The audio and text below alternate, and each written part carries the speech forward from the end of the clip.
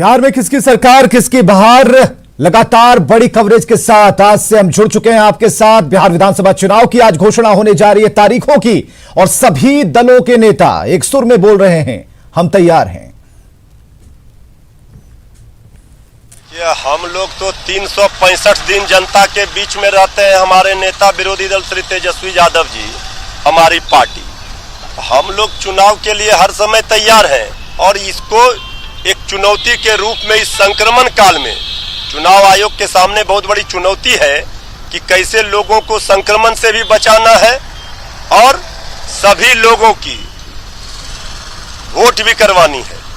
तो ये चुनाव आयोग को तय करना है। हम लोग तैयार हैं और हम लोग से ज्यादा बिहार की जनता परिवर्तन के लिए तैयार है। बिहार की जनता है तैयार, बनाएगी तेजस्वी की ही सरकार। चुनाव आयोग जब भी चुनाव कराएंगे कोई भी राजनीतिक दल हमेशा तैयार रहता है, खासकर महागठबंधन और कांग्रेस पार्टी पूरी तरह तैयार है। भले ही कोरोना के कारण बिहार की जनता पे चुनाव थोपी जा रही है, लेकिन एक राजनीतिक दल होने के कारण, एक मजबूत राजनीतिक दल होने के कारण कांग्रेस पार्टी हमेशा हर चुनाव के लिए तैयार रहती है। जिस वक्त का इंतजार था वो आज आ गया। इलेक्शन कमीशन बिहार के लिए चुनावी डेट अनाउंस कर सकती है। आज हम सब लोग इसका स्वागत करते हैं। जहां तक राष्ट्रीय लोक समता पार्टी की बात है, राष्ट्रीय लोक समता पार्टी पूरी तरह तैयार है चुनाव के लिए और बिहार की जनता के मन को ध्यान में रखते हुए, उनके दिमाग में क्या चल रहा है, उनकी क्या आशाएं हैं राष्ट्रीय लोक समता पार्टी से, हम लोग पूरी तरह तैयार हैं।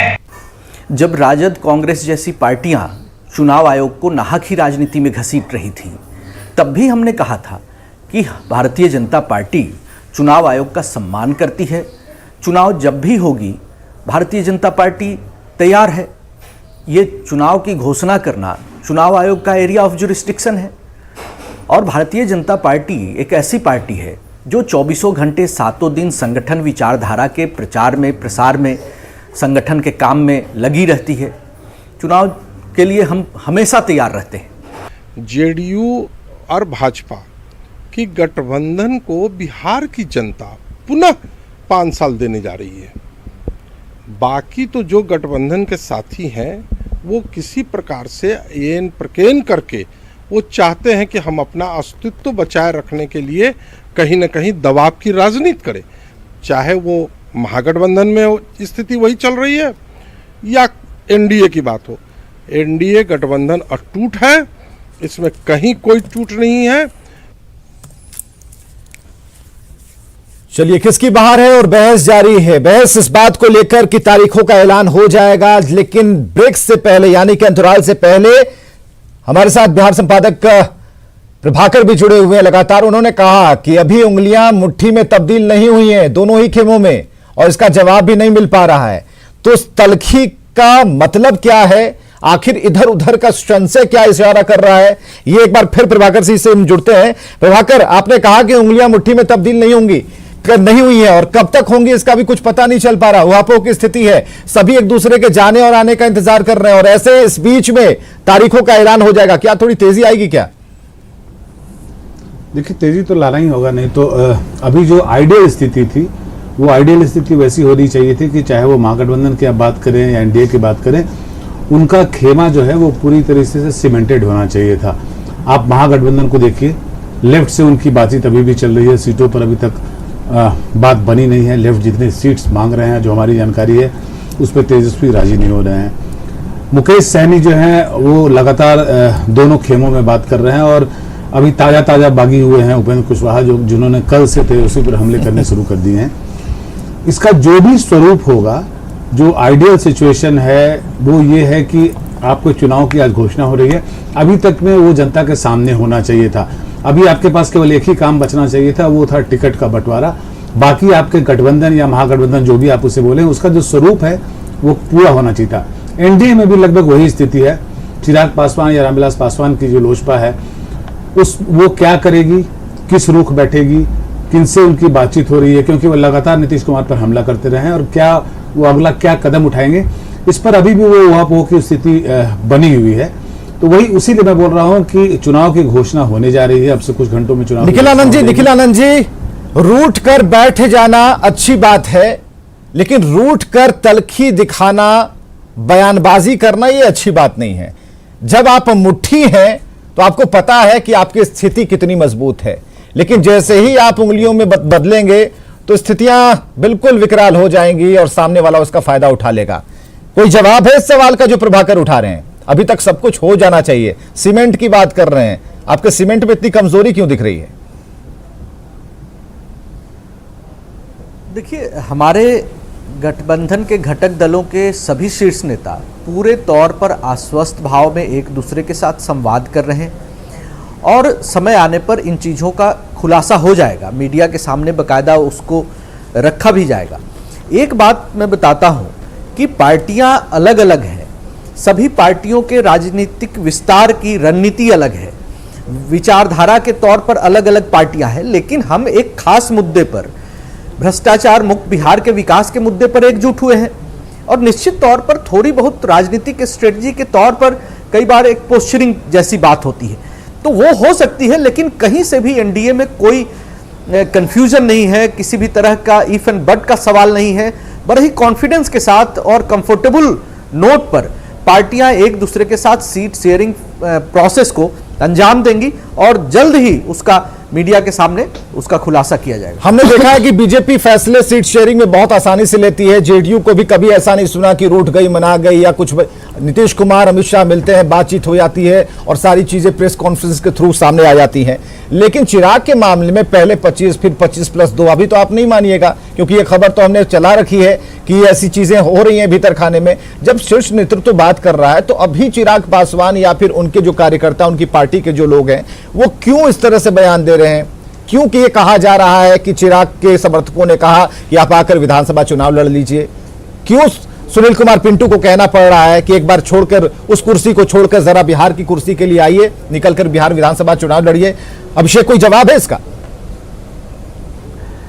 देखिए, आपने ठीक ही कहा है कि उनके कार्यकर्ता अगर कुछ बात कह रहे हैं तो सबसे पहले तो ये उनकी पार्टी का मामला है, बेहतर जवाब वही लोग दे पाएंगे। लेकिन आपने हमेशा देखा है कि नीतीश कुमार जी के नेतृत्व में जब भी गठबंधन रहता है, स्थितियां काफी स्पष्ट और सहज रहती है।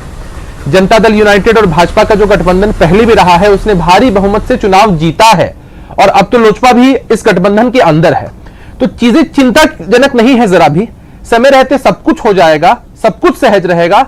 मीडिया के माध्यम से हम बिहार की जनता को बता पाएंगे कि कितने लोग कितनी सीटों पर चुनाव लड़ रहे हैं। तो सुनील कुमार पिंटू का बयान कहते भी हैं, ठीक है, तो सुनील कुमार पिंटू के बयान को कैसे हम दिखाएं, ये बता दीजिए, आप ही बताइए इस फॉर्मूले को।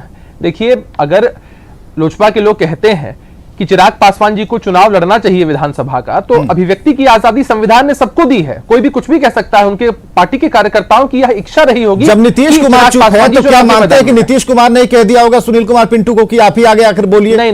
नहीं, ऐसी कोई बात नहीं है। नीतीश कुमार जी ने नहीं कहा होगा उनसे, आप लोगों ने सवाल किया होगा उनसे और उस सवाल के जवाब में उन्होंने कहा होगा कि ठीक ही है, उन्हें चुनाव लड़ लेना चाहिए। तो इसको इस दृष्टिकोण से देखना कहीं से भी उचित नहीं। चलिए दूसरे खेमे की तरफ चलते हैं। हमारे साथ मृत्युंजय तिवारी जी आरजेडी लीडर जुड़ चुके हैं। मृत्युंजय जी, आपका खेमा इतना तितर बितर क्यों लग रहा है? तेजस्वी से इतनी नाराजगी क्यों हो रही है लोगों को? कुछ की सुनते क्यों नहीं, कोई आश्वासन क्यों नहीं देते? और जो अभी बातें चल रही थी कि ताजा अभी थोड़ी बगावती सुर जो है वो लग रहे हैं अभी आरएलएसपी की तरफ से, तो ऐसा क्यों हो रहा है? देखिए विवेक जी, जिनको जहां जाना होगा तो कोई ना कोई बहाना तो वो ढूंढेंगे।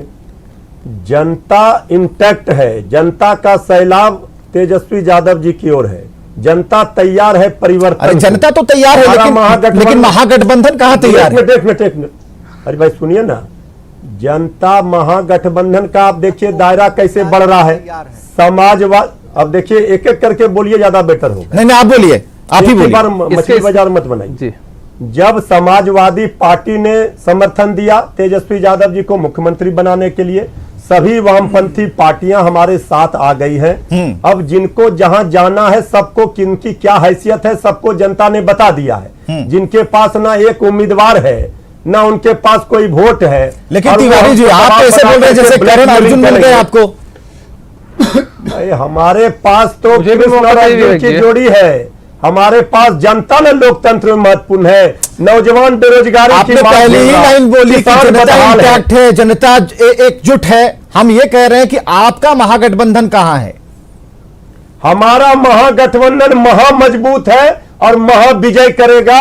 आप लिख लीजिए, चुनाव परिणाम के दिन आपके साथ हम फिर इसी जगह पर बैठेंगे और तब आप बताइए। अभिषेक, देखिए बड़ी ही अजीब सी बात है, कल हम इसी स्टूडियो में चर्चा कर रहे थे इसी विषय पर, और आपने देखा कि कल वाले एपिसोड में हमारे बड़े भाई मृत्युंजय तिवारी जी साफ साफ कह रहे थे कि सब कुछ ठीक हो जाएगा, भले ही महागठबंधन आईसीयू में है रालोसपा की तरफ से, लेकिन हम सब कुछ ठीक कर लेंगे। देखिए कि 24 घंटा भी नहीं बीता है और कैसे इनके स्वर बदल गए हैं, सुर बदल गए हैं। और दूसरी बात कि जो लोग अपने साथ अपने गठबंधन के साथियों को लेकर नहीं चल सकते हैं, क्या आपको लगता है कि बिहार की जनता को लेकर चल पाएंगे?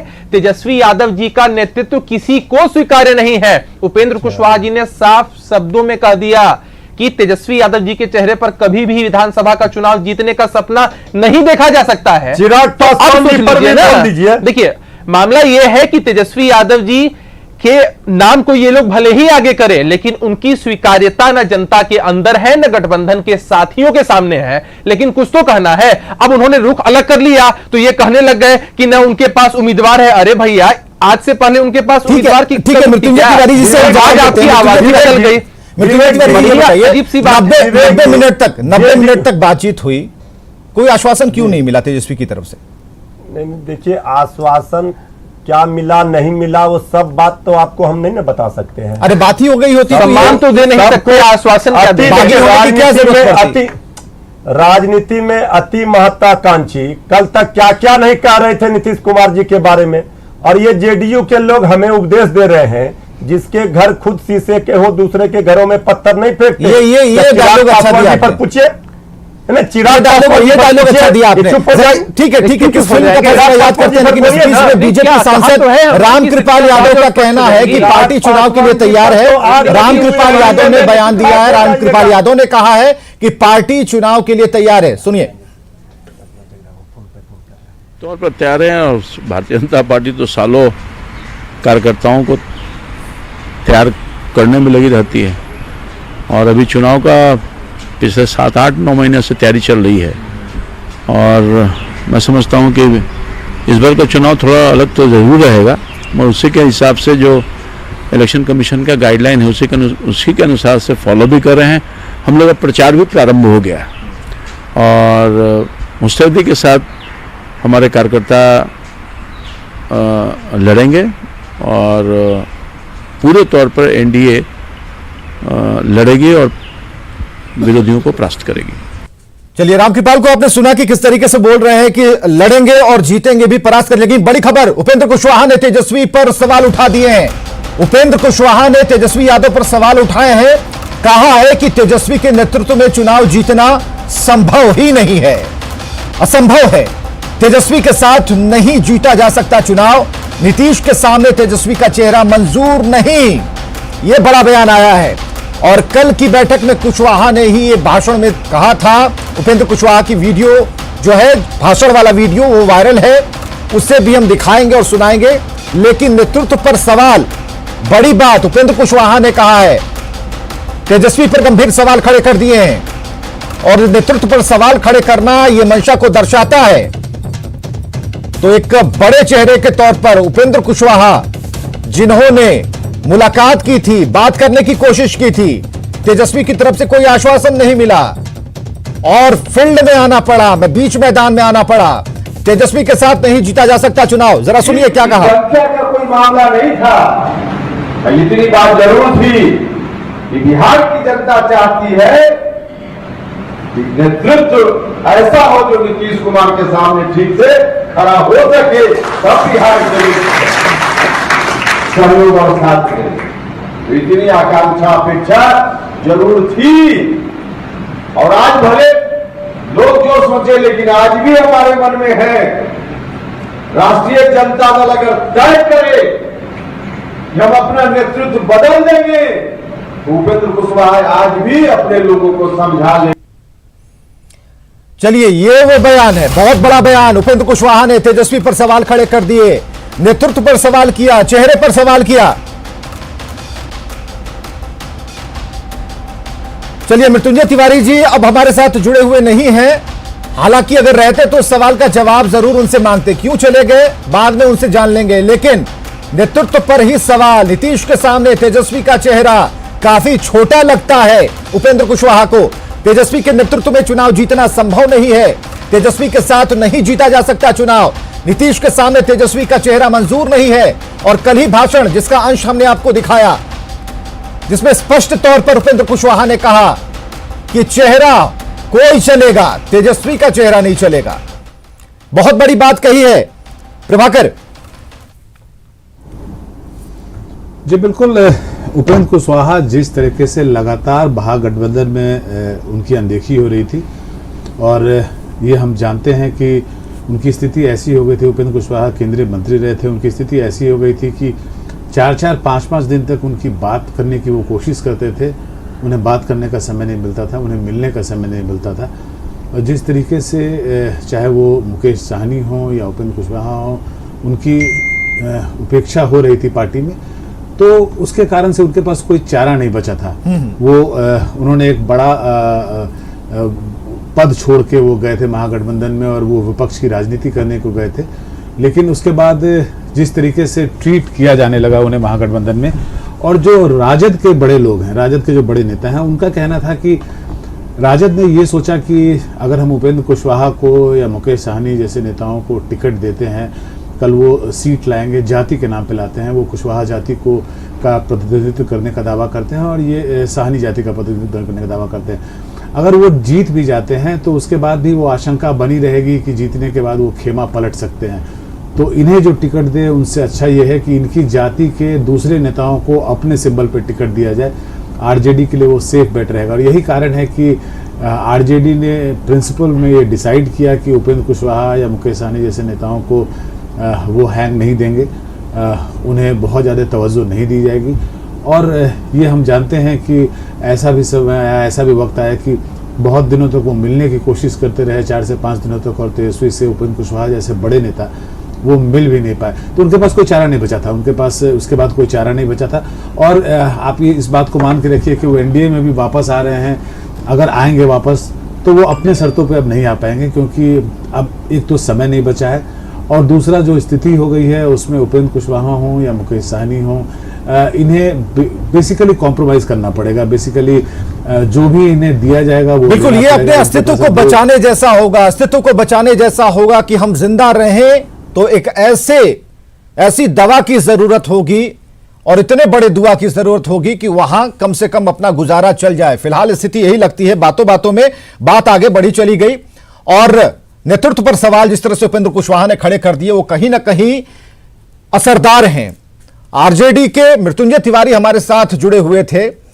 मौका, और हमने इंतजार भी किया, हमने कोशिश की कि इस खबर को उन तक लेके जाएंगे।